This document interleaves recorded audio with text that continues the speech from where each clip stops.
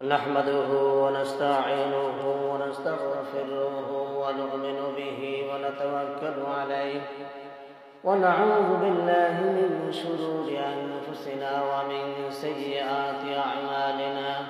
من يهد الله فلا مضل له ومن يضلله فلا هادي له، ونشهد أن لا إله إلا الله وحده لا شريك له، وأشهد أن محمدًا عبده ورسوله الذي أرسله بالحق بشيرا ونذيرا وداعيا إلى الله بإذنه وسراجا منيرا.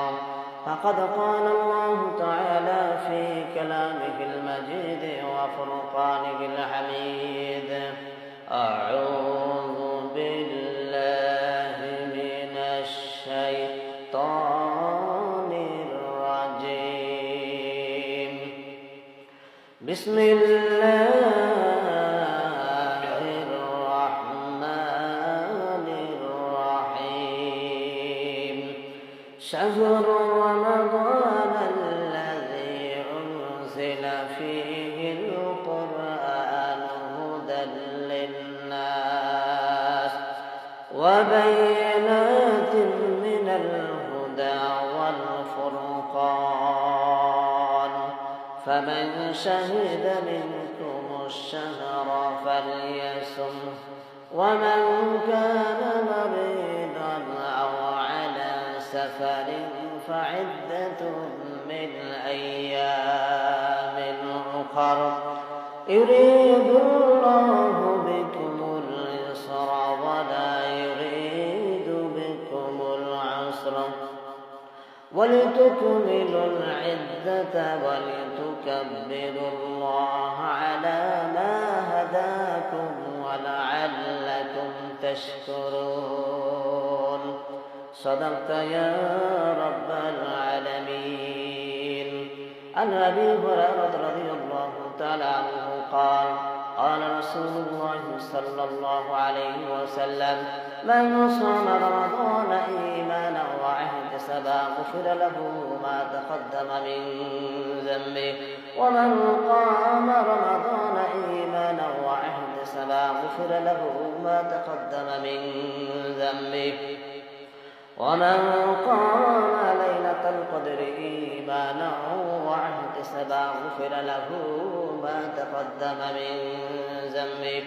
وقال رسول الله صلى الله عليه وسلم: في الجنة 8 أبواب، منها باب يسمى الريان لا يدخله إلا الصائمون، أو كما قال عليه الصلاة والسلام। ঐতিহ্যবাহী ইউনিয়ন পরিষদ জামে মসজিদে সকল ধর্মপ্রাণ মুসলমান ভাইদেরকে সশ্রদ্ধ সালাম, আসসালামু আলাইকুম রহমতুল্লাহি ওয়া বারাকাতুহু। নিখিল বিশ্বের অনন্ত কল্যাণ, মূর্ত আশীর্বাদ, মানব জাতির পরম ও সরল আদর্শ, যার শিক্ষা চির অপরিবর্তনীয়, তিনি হচ্ছেন রাসূল করিম সাল্লাল্লাহু আলাইহি ওয়াসাল্লাম। তার উপরে দরুদ পাঠ করে সকলে বলি সাল্লাল্লাহু আলাইহি ওয়াসাল্লাম। আমি যে আয়াতখানা তেলাওয়াত করেছি অত্যন্ত গুরুত্বপূর্ণ একটি আয়াত, সূরাতুল বাকারা 185 নম্বর আয়াত, পারা নাম্বার 2, পৃষ্ঠা নাম্বার 7। আল্লাহ রাব্বুল আলামিন এই আয়াতের মধ্যে রমজান সম্পর্কে আলোচনা করেছেন এবং অসুস্থ ব্যক্তির সম্পর্কে আলোচনা করেছেন এবং সফরকারী ব্যক্তির সম্পর্কে আলোচনা করেছেন। আল্লাহ রাব্বুল আলামিন বলেন: শাহরু রমাদানাল্লাযী উনজিলা ফীহিল কুরআনু হুদাল লিন্নাস ওয়া বায়িনাতিন মিনাল হুদা ওয়াল ফুরকান।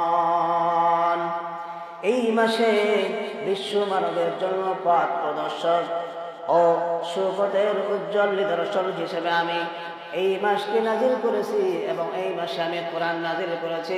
যদি চিৎকার করে বলেন সুবহানাল্লাহ। এই যে কোরআন নাজিল করা হলো মানুষের হেদায়েতের জন্য, এই কোরআনুল কারীম এই মাসে আল্লাহ রাব্বুল আলামিন নাযিল করেছেন। রাসূল করিম সাল্লাল্লাহু আলাইহি ওয়াসাল্লাম বলেছেন, হযরত ইব্রাহিম আলাইহিস সালাতু ওয়াস সালামকে সহিফা দেওয়া হয়েছে এই মাসের প্রথম তারিখে। জোরে চিৎকার করে বলেন সুবহানাল্লাহ। এরপরে তাওরাত দেওয়া হয়েছে 6ষ্ঠ তারিখে এবং ইনজিল দেওয়া হয়েছে 13 নম্বর তারিখে। আর 24 নম্বর তারিখে আল্লাহ রাব্বুল আলামিন এই কোরআনুল কারীম নাযিল করেছেন। আর একবার জোরে চিৎকার করে বলেন সুবহানাল্লাহ। এই কোরআনুল কারীমের মাস রমজান মাস, আমাদেরকে বেশি বেশি করে কোরআনুল কারীম তেলাওয়াত করা লাগবে। আল্লাহ রাব্বুল আলামিন এই মাসে যারা কোরআন তেলাওয়াত করবে একটি করে অক্ষরে আল্লাহ রাব্বুল আলামিন একটি করে নেকি দান করবেন। জোরে চিৎকার করে বলেন সুবহানাল্লাহ। শুধু তাই নয়, একটি নেকি 10টি নেকিতে আল্লাহ রাব্বুল আলামিন রূপান্তরিত করে দেবেন। আর একবার জোরে চিৎকার করে বলেন সুবহানাল্লাহ। আল্লাহ রাসূল বলেছেন, আলিফ একটি অক্ষর, লাম একটি অক্ষর, মিম একটি অক্ষর, এই যে 3টি অক্ষর যদি কেউ তেলাওয়াত করে আল্লাহ রাব্বুল আলামিন তাকে 30টি নেকি দান করবেন। জোরে চিৎকার করে বলেন সুবহানাল্লাহ। এই জন্য এই মাসে আমাদেরকে বেশি বেশি কোরআনুল কারীম তেলাওয়াত করতে হবে। আল্লাহ রাব্বুল আলামিন আমাদেরকে কোরআনুল কারীম বেশি বেশি করে তেলাওয়াত করার তৌফিক দান করুক। সকলে বলি আল্লাহুম্মা আমিন।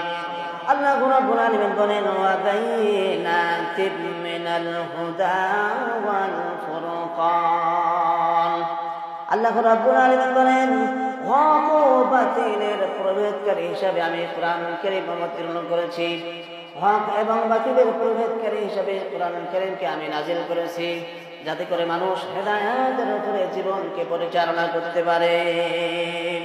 এরপরে আল্লাহ রাব্বুল আলামিন বলেন, ফামান শাহিদা মিনকুমুশ শাহরা ফালইয়াসুম ওয়া মান কানা মারিদান আও আলা সাফারিন ফাইদ্দাতুম মিন আইয়ামিন উখর। তোমাদের মধ্যে যারা আবাস গৃহে থাকবে, বাড়িতে থাকবে, এলাকায় যারা থাকবে, তারা যেন এই রমজান মাসে রোজা পালন করে, সিয়াম সাধনা পালন করে। এই সিয়াম সাধনা ওই সমস্ত লোকের পালনের দরকার হয় না যারা অসুস্থ থাকবে এবং যারা সফর অবস্থায় থাকবে। যে ব্যক্তি অসুস্থ থাকবে, একদিন অসুস্থ থাকলে একদিন রোজা রাখতে হবে না, 2 দিন অসুস্থ থাকলে 2 দিন রোজা রাখতে হবে না, 3 দিন অসুস্থ থাকলে 3 দিন রোজা রাখতে হবে না, 4 দিন অসুস্থ থাকলে 4 দিন রোজা রাখতে হবে না। আল্লাহ রাব্বুল আলামিন বলেন, অসুস্থ ব্যক্তিদের জন্য আমি অবকাশ দিয়েছি, আর তার সাথে যারা সফর করবে এই সফরকারীদেরকেও আমি অবকাশ দিয়েছি। তার মানে হলো, আমরা যদি আজকে রংপুর থেকে শুরু করে নিয়ে ঢাকা আমরা সফর করি, এরপর ঢাকা থেকে মক্কাতুল মুকাররমায় সফর করি, তাহলে এই দিনে রোজা আমাদেরকে পালন করতে হবে না। এই যে রোজা যে পালন করতে পারলাম না, অসুস্থতার কারণে পালন করতে পারলাম না, সফর করার কারণে পালন করতে পারলাম না, পরবর্তী সময়ে আমাদেরকে এই রোজাগুলি পালন করে দেওয়া লাগবে। কথা বুঝলেন না? মাফ করে দেওয়া হয় নাই। আল্লাহ রাব্বুল আলামিন মাফ করে দেননি, কিন্তু অবকাশ দিয়েছেন বান্দাদের জন্য। বান্দা অসুস্থ অবস্থায় রোজা পালন করতে পারছে না, পরবর্তী মাসে গিয়ে বান্দা ফাইদাতুম মিন আইয়ামিন উখর, নির্ধারিত সংখ্যা পরবর্তী মাসে গিয়ে পালন করে দিবে। সুবহানাল্লাহ করবেন না? কত সুন্দর ব্যবস্থা আল্লাহ তাআলা করে দিলেন অসুস্থ মানুষের জন্য এবং সফরকারীদের জন্য। আল্লাহ রাব্বুল আলামিন সুব্যবস্থা করে দিলেন। সফর অবস্থায় রোজা পালন করা খুব কঠিন অবস্থা, ঠিক কিনা? এখান থেকে ঢাকা যাওয়া, তারপর ওখান থেকে আবার মক্কাতুল মুকাররমায় যাওয়া, লম্বা একটা টাইম, ঠিক না? ওদিকে 6 ঘন্টা, এদিকে ধরেন হলো 4 ঘন্টা। এই যে 6-4-এ 10 ঘন্টা সময় একটা লোক যখন রমজানের রোজা পালন করে চলতে থাকবে, তার জন্য খুব কষ্টকর হবে, ঠিক কিনা? আল্লাহ তাআলা বিধান জারি করে দিলেন। আল্লাহ রাব্বুল আলামিন আমাদের জন্য বিধান জারি করে দিলেন। আল্লাহ রাব্বুল আলামিন বলেন, ইরিদুল্লাহু বিকুল ইসরা ওয়া লা ইরিদু বিকুমুল উসরা। তোমাদের জন্য আমি এত সহজ করে দিলাম, তোমাদের পক্ষে যারা সহজ সাধ্য, তোমাদের পক্ষে যা সহজ সাধ্য তাই আমি ইচ্ছা করি, আর যে বিষয়ে তোমাদের জন্য সহজ সাধ্য নয় সেটি আমি কখনো করে দেই না। তোমাদের জন্য সহজ হচ্ছে যে তোমরা যদি এই অসুস্থ অবস্থায় রোজা পালন না করো, আর পরবর্তী সময়ে তোমাদের জন্য এই যদি